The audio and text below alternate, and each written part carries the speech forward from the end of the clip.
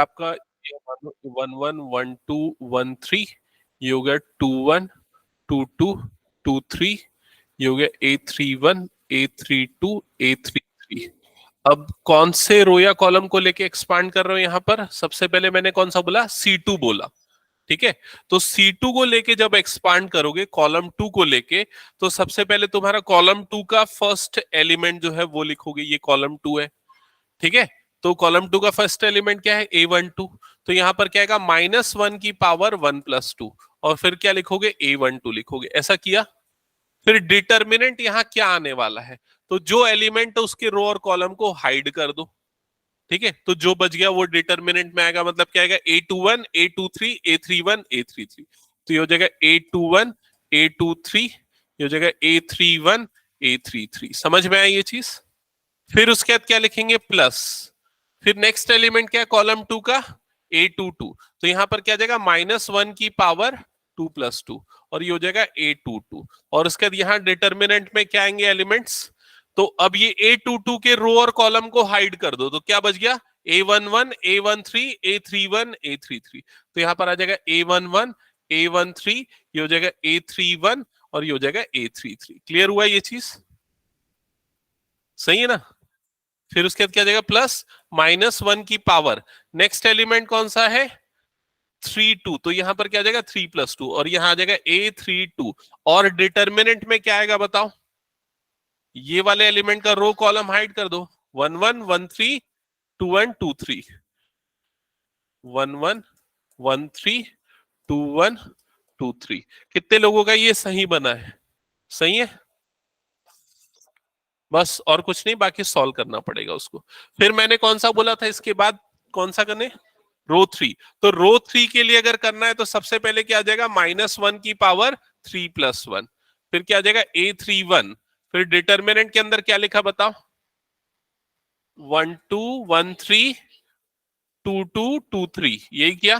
फिर प्लस -1 की power 3 + 2 A32, और डिटर्मिनेंट के अंदर 1 1 1 3 2 1 2 3। क्लियर? और वैसे ही लास्ट वाला। ठीक है, ओके, ये तो समझ गए। अब देखो, अब मैं क्या चीज बताने वाला हूं, आप लोगों को ध्यान से सुनना। देखो, जैसे अगर मान लो ये हमारे एलिमेंट है 1 1 1 2 1 3 2 1 2 2 2 3 3 1 3 2 3 3। अब एक स्टेप हम अवॉइड करेंगे, वो -1 की पावर लिखने वाला स्टेप। -1 की पावर, वो जो पोजीशन लिखते थे ना, उसको सीधा अवॉइड कर देंगे। अब कैसे अवॉइड करेंगे? क्योंकि वो जो एलिमेंट है उसकी वैल्यू या तो +1 आनी है या तो -1 आनी है। तो वो हम सीधा यहीं पर देख लेते हैं। यहां पर 1 + 1 मतलब क्या रहा? इवन। तो ये क्या आएगा इसके साथ? पॉजिटिव। इसके साथ क्या आएगा? नेगेटिव। ये क्या आएगा? Positive negative positive negative positive negative positive. समझ में आ गया? तो -1 की पावर वाला पार्ट हटा दो। अब अगर मैं बोलता हूं कि R2 को लेके एक्सपांड करो, तो डायरेक्टली आप क्या लिखोगे यहां पर? -A21 सीधा लिख दोगे, क्योंकि ये इसकी पोजीशन क्या है? माइनस। फिर डिटर्मिनेंट के अंदर क्या आ जाएगा? इन दोनों को हाइड करना। 1 2 1 3 3 2 3 3। समझ गए? फिर अगली टर्म कौन सी है? +A22। और यहां पर क्या आ जाएगा बताओ जल्दी से? 1 1 1 3 3 1 3 3। समझ गए? और एंड सो ऑन। क्लियर? तो अब ये डायरेक्टली हम यूज करेंगे। ठीक है, अब बात ये आती है कि अगर हम डिटर्मिनेंट को सॉल्व कर रहे हैं, तो हम कौन से रो या कौन से कॉलम को लेके डिटर्मिनेंट सॉल्व करें? हमारे पास तो 6 ऑप्शंस है, तो कौन सा ऑप्शन सेलेक्ट करें? तो इसका आंसर है, जिस रो या कॉलम में आपको सबसे ज्यादा जीरो दिखते हैं, आप उस रो या कॉलम को लेके एक्सपांड करो। जैसे कि फॉर एग्जांपल मैं अगर आपको एक डिटर्मिनेंट देता हूं, डिटर्मिनेंट 1 2 3 0 5 0 1 5 0, तो आप इस डिटर्मिनेंट को सॉल्व करने के लिए कौन से रो या कॉलम को यूज करोगे? या तो कॉलम 3 से एक्सपांड करो या फिर रो 2 से। अगर मान लो कॉलम 3 से इस डिटर्मिनेंट को निकाल रहे हो, कॉलम 3 से, तो सबसे पहले क्या लिखोगे बताओ? कॉलम 3, बताओ। माइनस आएगा कि प्लस आएगा? प्लस आएगा ना। ये पॉजिटिव नेगेटिव, ये क्या होता है? पॉजिटिव। तो ये क्या आएगा? 3 आ जाएगा डायरेक्टली। फिर उसके बाद यहाँ डिटर्मिनेंट में क्या आएगा 0515, ये आ जाएगा 0515। ठीक है, फिर उसके बाद अगला एलिमेंट कौन सा आएगा 0, तो उसको हम क्या लिखेंगे -0। फिर डिटर्मिनेंट के अंदर कुछ भी हो हमको कोई मतलब नहीं, क्योंकि वो क्या हो जाना है 0। फिर अगला एलिमेंट कौन सा आ जाएगा +0, और फिर उसके उसके अंदर भी कुछ भी हो कोई फर्क नहीं पड़ता, समझ गए। और फाइनली इसको सॉल्व करोगे तो 5 इंटू 0 क्या हो जाएगा 0, और 0 माइनस ये क्या हो जाएगा 5, मतलब आपका आंसर कितना आ जाएगा -15। तो उससे इजी हो जाता है कैलकुलेशन, इसीलिए हमको सारे रो या कॉलम को लेके वो डिटर्मिनेंट सॉल्व करना आना चाहिए। ठीक है, चलो अब हम एक आध में क्वेश्चन दे रहा हूं, तुम लोग उसको सॉल्व करके दिखाओ। क्वेश्चन है,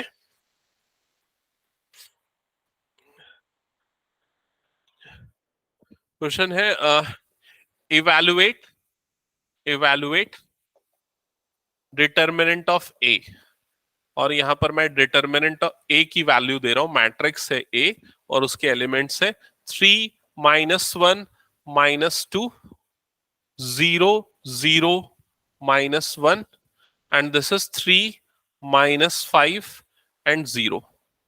ठीक है, अच्छा पहले ना इसको फर्स्ट रो को लेके इसका डिटर्मिनेंट निकालो, पहले फर्स्ट रो को लेके निकालो, क्योंकि एक बार मैं चाहता हूं मैं देख लूं तुम लोग सही कर रहे हो कि नहीं।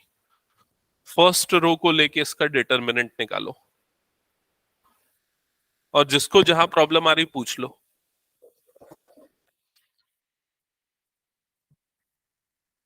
दृष्टि बन रहा है ना?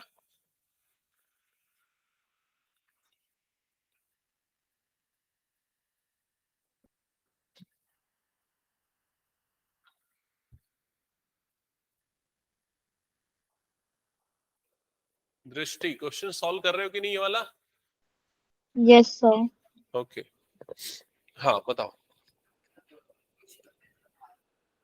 हम्म, एक और वो -1, तो माइनस फिर से एक बार -1 आएगा, हाँ।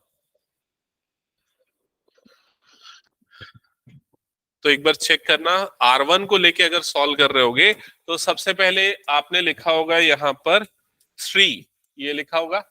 फिर उसके बाद यहाँ डिटर्मिनेंट, और यहाँ एलिमेंट क्या लिखा 0 -1 -5 0, ऐसे ही लिखा।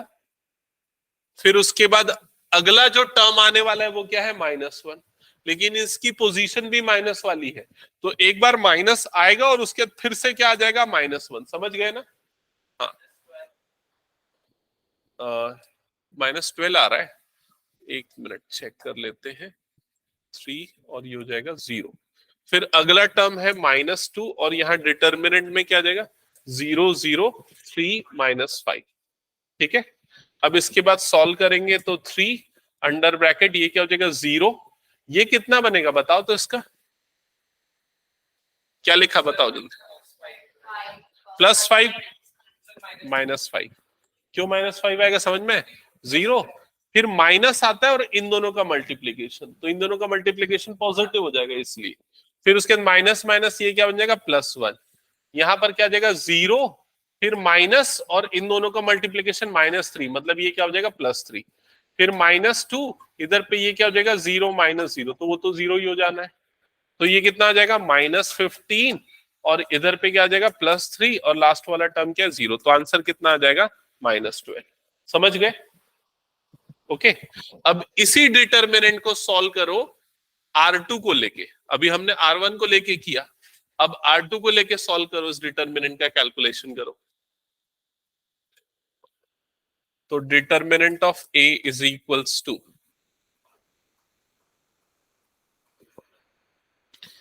सबसे पहले तो -0, फिर डिटर्मिनेंट के अंदर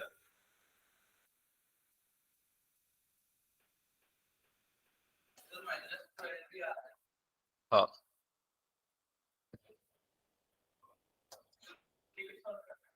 हाँ, नहीं नहीं,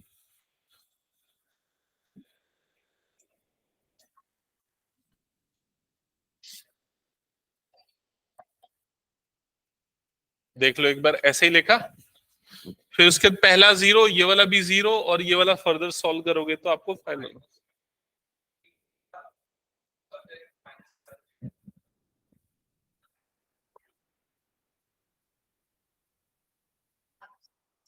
-15 +3,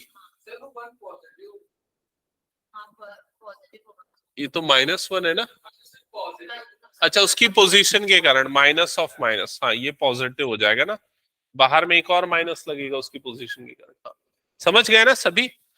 ओके, तो चलो अब मैं एक और क्वेश्चन आप लोगों को दे रहा हूं, उसको सॉल्व करना। ठीक है, क्वेश्चन है, सेम क्वेश्चन है एक्चुअली, आपको मैट्रिक्स ए, सेम मैट्रिक्स दे रहा हूं, 101, नहीं ये डिफरेंट है ना, थोड़ा सा देख लेना, 101, 012 और ये है 004, ये है matrix A.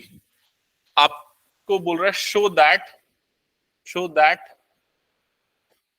determinant of 3a is equals to 27 times determinant of a, ये आपको प्रूफ करना है।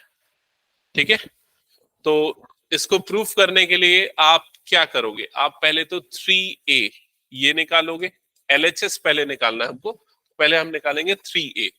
तो जो 3a वाला मैट्रिक्स बनेगा, अक्षत क्या बनेगा एक बार बता दो। हाँ ठीक है,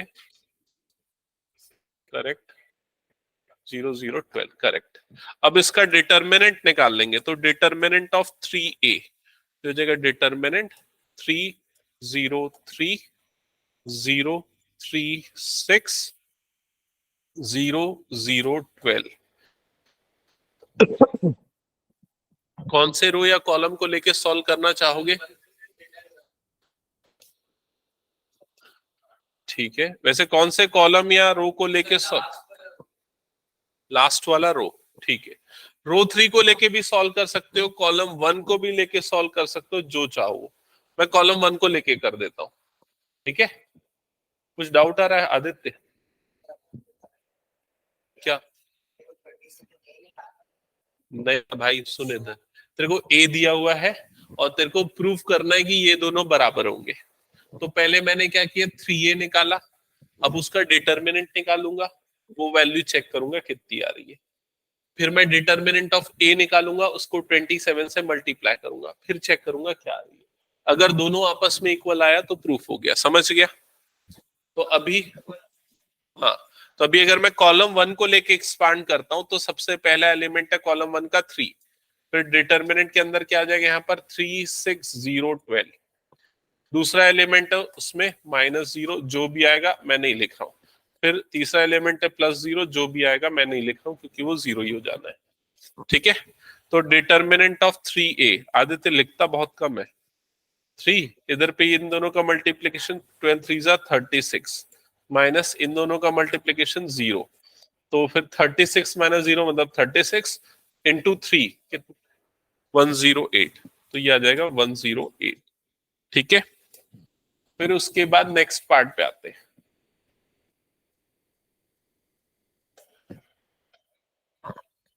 RHS पे आते हैं, ये हमारे LHS की वैल्यू आई है ना, दिस इज LHS। ठीक है, अब हम RHS पे आते हैं, तो RHS में आना चाहिए 27 टाइम्स डिटर्मिनेंट ऑफ ए। तो सबसे पहले 27 को एज इट इज रहने देता हूं, और डिटर्मिनेंट ऑफ ए, तो ए ये है हमारा। ठीक है, तो यहां पर ये हो जाएगा 27।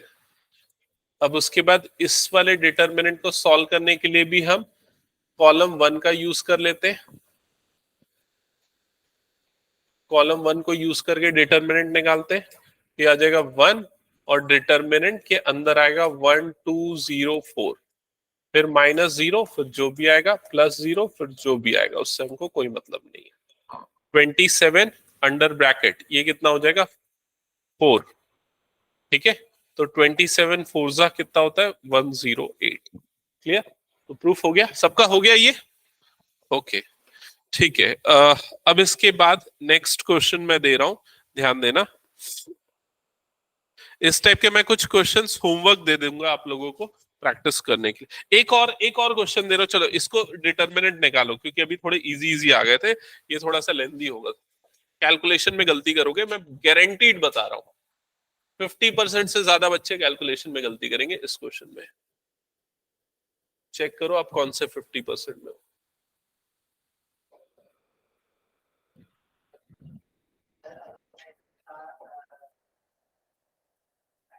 दूसरा, किसी भी रो किसी भी कॉलम को लेके सॉल्व करो, आंसर वही आएगा।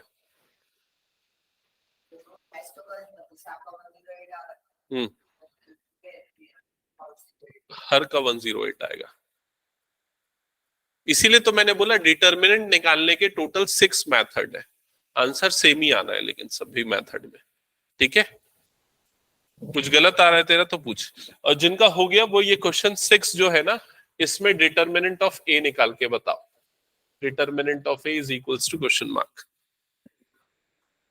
हाँ हाँ। हम्म। तू नहीं, मैंने तो फर्स्ट कॉलम को लेके सॉल्व किया है। तू किसको लिया, तू फर्स्ट रो को लिया क्या? ठीक है, कोई दिक्कत नहीं। तो ये 3 लिया, हाँ बिल्कुल सही है, ये 108 आया। ये वाला 0 हो गया, यहाँ पर तूने +3 लिया। ठीक है, हाँ फिर क्या किया बता मेरे को। बिल्कुल सही, बिल्कुल सही। फिर उसके बाद बता, हाँ सब सही है। इसके बाद तू ये कैसे लाए ये बता मेरे को।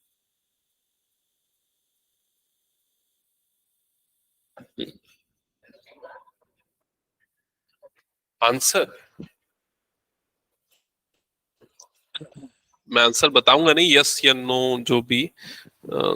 एक मिनट, और सबका आने का वेट करूंगा मैं। मेरे में तो नहीं दिया यार। ठीक है,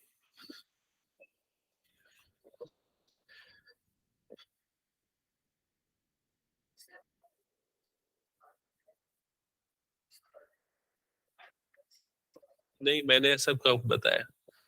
3/3 का तो वही तरीका है सॉल्व करने का। हाँ देख, 27 फर्स्ट कॉलम को लेके सॉल्व कर रहा है, तो वही फर्स्ट एलिमेंट, फिर उसके बाद वो डिटर्मिनेंट निकाल के जो तरीका है जो पिछले क्वेश्चन में किया वही करना और कुछ नहीं। हाँ, नेक्स्ट बनाना है इसके बाद। अ, इस साल 7th 8th, नहीं वैसे नहीं होगा ये, दोनों को सॉल्व करना पड़ेगा फिर इक्वल करना पड़ेगा।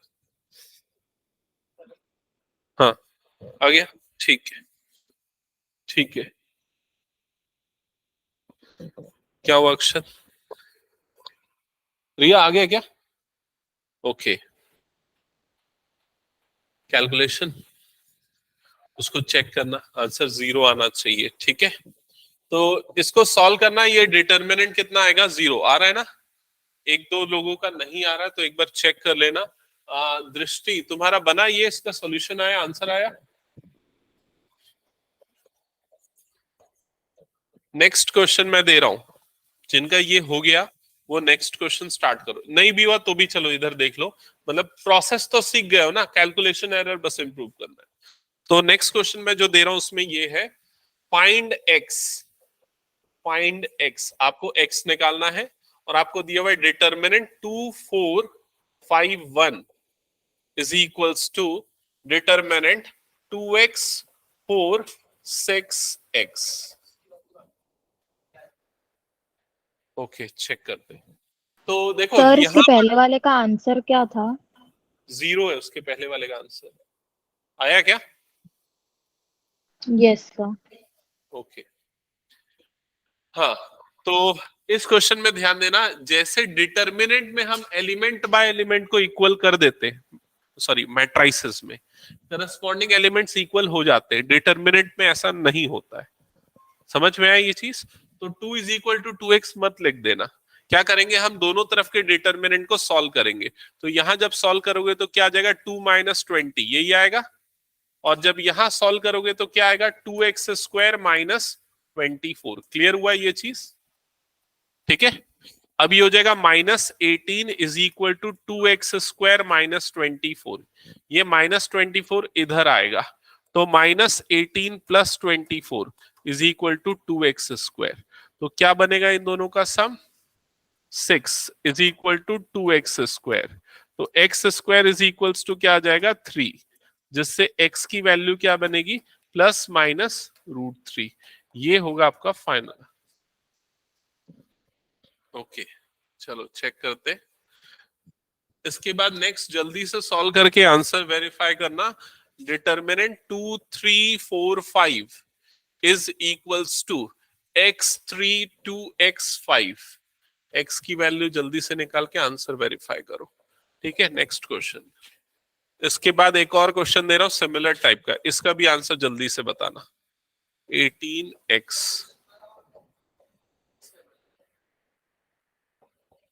ओके, ठीक है।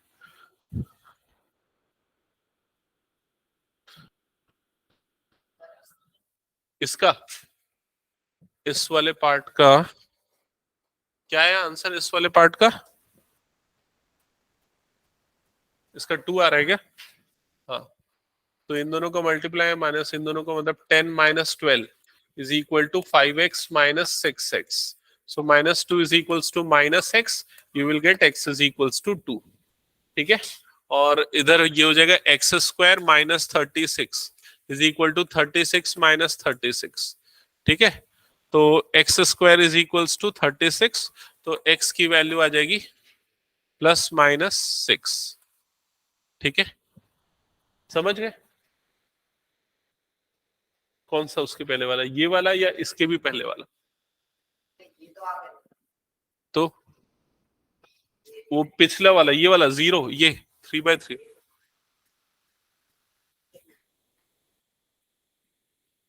इसके पहले वाला कौन सा?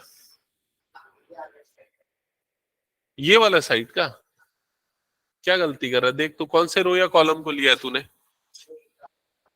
तो क्या किया 1, फिर उसके क्या आ जाएगा डिटर्मिनेंट के अंदर 1 2 0 4, फिर उसके बाद क्या आ जाएगा अगला 0, फिर जो भी है उसको छोड़ दिया, फिर अगला 0 जो भी है छोड़ दिया। इसको चेक कर लेना एक बार, ऐसा कोई बहुत बड़ा चीज है नहीं, छोटा सा कहीं कैलकुलेशन में फंस रहा हूँ। तो ये हो गया ना सबको? अब देखो मैं कुछ और एडिशनल क्वेश्चंस दे रहा हूँ, उसको सॉल्व करो। ये मैं दे रहा हूँ एएम वालों की बुक से, ठीक है, एमएल अग्रवाल से। ओके, तो ये क्वेश्चन है क्वेश्चन 1 का सेकेंड पार्ट एमएल अग्रवाल में। ऐसे ही है यार, ये तो वैसे बन जाएगा। cos 90 minus cos 45 sin 90 sin 45। ठीक है, सीधा वैल्यू पुट कर लो, डिटर्मिनेंट निकाल लो। नेक्स्ट जो क्वेश्चन दूंगा, ये वाला क्वेश्चन देता हूं।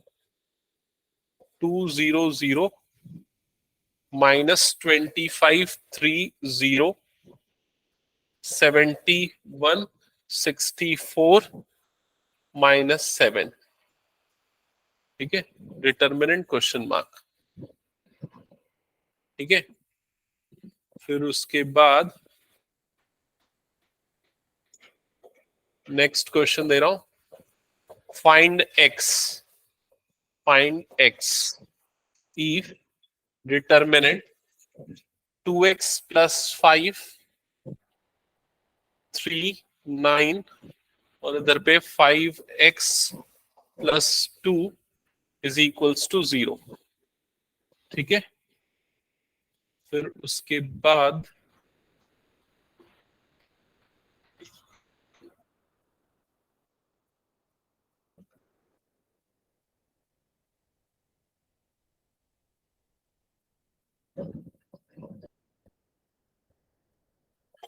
नेक्स्ट जो क्वेश्चन है वो है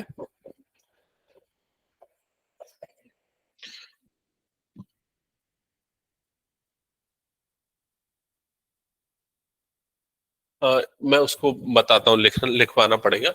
ये वाला देख लो, फर्स्ट का आंसर आ गया क्या सबका?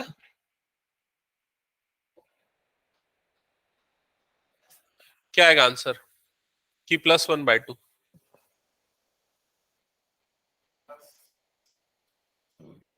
कुछ गलती कर रहा है मुझे ऐसा लग रहा है। अच्छा, cos 90 की वैल्यू क्या होती है? 0। इसकी वैल्यू कितनी होती है? -1/√2। ये हो जाएगा क्योंकि माइनस लगा हुआ है। इसकी वैल्यू कितनी होती है? 1। और इसकी वैल्यू कितनी होती है? 1/√2। ऐसा ही होता है ना। अब इन दोनों को मल्टीप्लाई कर दो तो ये कितना हो जाएगा? 0। माइनस माइनस क्या हो जाएगा? प्लस, तो क्या आ जाएगा? 1/√2। ठीक है, +1/√2। इसका हाँ ठीक है, और किसी का बना है ये वाला पार्ट? किस रो या कॉलम को लेके सॉल्व कर रहे हो सेकंड में? फर्स्ट रो को लेके, तो ये आएगा फिर इन दोनों का प्रोडक्ट माइनस इन दोनों का प्रोडक्ट। शॉर्टकट ट्रिक बताऊं कि एक और इसका, इस वाले के लिए अप्लाई होगा, इसी क्वेश्चन में अप्लाई होगा, नहीं ये ऊपर वाले का।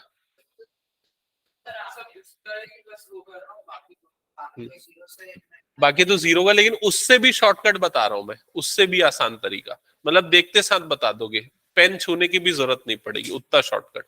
सुनो इधर ध्यान से, ये जो अगर कोई मैट्रिक्स ऐसा दिखे जो अपर ट्रायंगुलर या लोअर ट्रायंगुलर है, ये असल में क्या है, लोअर ट्रायंगुलर मैट्रिक्स है। देखो लोअर ट्रायंगुलर वाले पार्ट जो है वो जीरो नहीं है, ऊपर वाले पार्ट क्या है, जीरो है। समझ में आई ये चीज?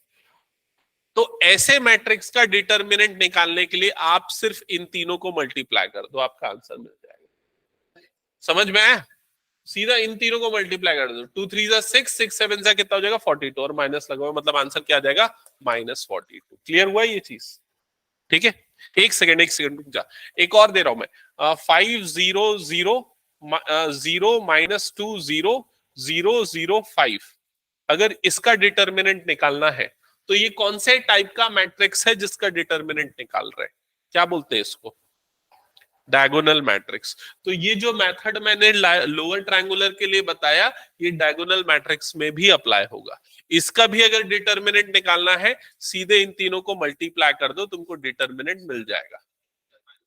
उसमें भी रहेगा, अपर ट्रायंगुलर में भी रहेगा। समझ गए ना? तो ये शॉर्टकट ट्रिक तीनों टाइप के मैट्रिक्स में अप्लाई होगा, स्केलर मैट्रिक्स में भी, डायगोनल मैट्रिक्स में भी, अपर ट्रायंगुलर में भी, लोअर ट्रायंगुलर में। नहीं आएगा 2 मार्क्स में सॉल्व करने के लिए, 1 मार्क के लिए आएगा। इसमें 17 मैंने नहीं देखा, x की वैल्यू इसमें आएगी। ये क्वेश्चन है फोर्थ का फर्स्ट, तो इसमें -13 लिखा है यार, इसमें -13। ठीक है, तो उसके लिए आप पहले इन दोनों को मल्टीप्लाई कर दो, तो 9 2 सा क्या हो जाएगा 18x 45। ठीक है, माइनस ये दोनों मल्टीप्लाई हो जाएगा तो 15x + 6 is equals to 0। Bracket अगर यूज नहीं करोगे तो गलत हो सकता है, वही गलती क्या है क्या? हाँ मैं जानता हूँ, ज्यादातर गलती यहीं पर होती है। हम ये ब्रैकेट अगर यूज नहीं करेंगे तो हम +6 लिख देंगे, लेकिन वो माइनस के कारण क्या हो जाना है, -6। ठीक है, तो ये हो जाएगा 18x + 45, और ये हो जाएगा -15x - 6 इज इक्वल टू 0। समझ गए? फिर उसके बाद ये हो जाएगा 3x - 42 इज इक्वल्स टू 0, नहीं +42 इज इक्वल्स टू, और x की वैल्यू मिल जाएगी। समझ गए ना? ये हो गया ये सबका।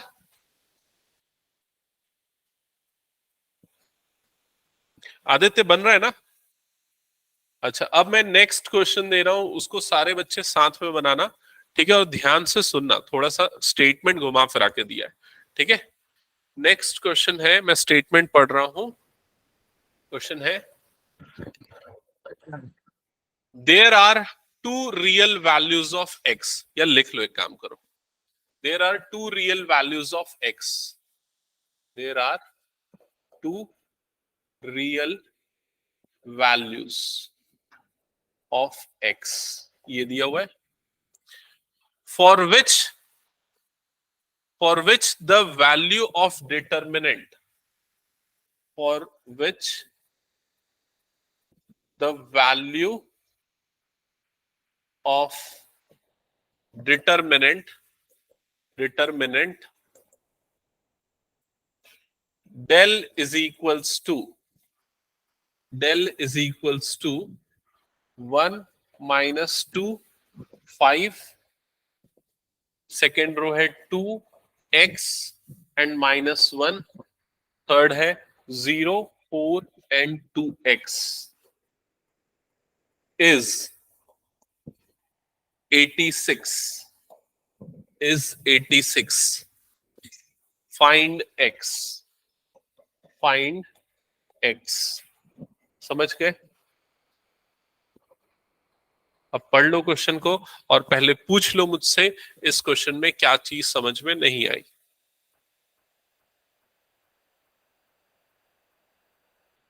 नहीं, पहले क्वेश्चन क्लियर है? हमको क्या करना है इस क्वेश्चन में? हमको x निकालना है, ठीक है। और हमको क्या दिया हुआ है इस क्वेश्चन में? एक डिटर्मिनेंट दिया हुआ है जिसकी वैल्यू कितनी है? 86, ये दिया हुआ है, और x निकालना है। तो क्या करेंगे? सबसे पहला स्टेप हम करेंगे, ये जो डिटर्मिनेंट है इसको इक्वल्स टू लिख देंगे 86। समझ गए ये प्रोसेस? पहले इज इक्वल टू 86, ठीक है। अब इस डिटर्मिनेंट को सॉल्व करेंगे, तो किसको लेके सॉल्व करें ये क्वेश्चन? फर्स्ट कॉलम को लेके। तो सबसे पहला एलिमेंट क्या आएगा यहाँ पर? 1। फिर डिटर्मिनेंट के अंदर मैं क्या लिखूंगा? x -1 4 2x, ऐसा ही लिखाएगा, क्योंकि उसमें एक जीरो दिख रहा है ना, इसलिए एक टर्म कम आएगी, कैलकुलेशन इजी हो जाएगा। समझा? अगला क्या आएगा ये बता। पहले तो सेकंड फर्स्ट कॉलम का पहला था 1, फिर उसके बाद कौन सा लेंगे? फर्स्ट टर्म, हाँ, क्या हो जाएगा? 2। तो यहां पर +2 लिखूं -2? -2। अब डिटर्मिनेंट के अंदर क्या आएगा बता? हाँ, बिल्कुल सही। फिर क्या आएगा? 0, तो उसको लिखने की कोई जरूरत नहीं है। तो इज इक्वल टू कितना हो गया? 86। अब इसको सॉल्व कर कितना हो जाएगा ये?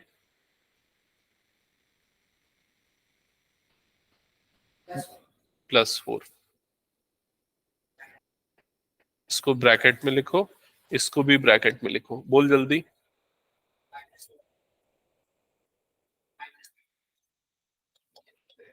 समझ गए यहां तक? फिर उसके बाद further 2x² +4 +8x +40 is equals to 86। समझ गया? फिर उसके बाद ये 86 को इधर भेज देते हैं, 2x² +8x, दोनों को एक साथ, ये दोनों मिलके क्या बन गया? 44। 86 उधर आएगा तो -86, तो -42 बचेगा, है ना। फिर 2 निकाल के 2 से डिवाइड कर दो, या 2 कॉमन निकालो, तो x² +4x -21 is equal to 0। एक बार चेक करो ये क्वाड्रेटिक इक्वेशन आया क्या? यही आया। अब इसके बाद मिडिल टर्म स्प्लिट करेंगे। किस में स्प्लिट होगा? मल्टीप्लीकेशन -20। हाँ, तो ये स्प्लिट होगा +7x -3x में, ठीक है। अब फर्दर स्प्लिट कॉमन निकालो, x की दो वैल्यू मिल जाएगी।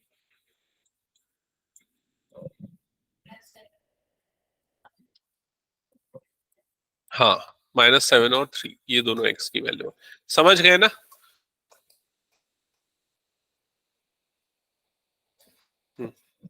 ठीक है।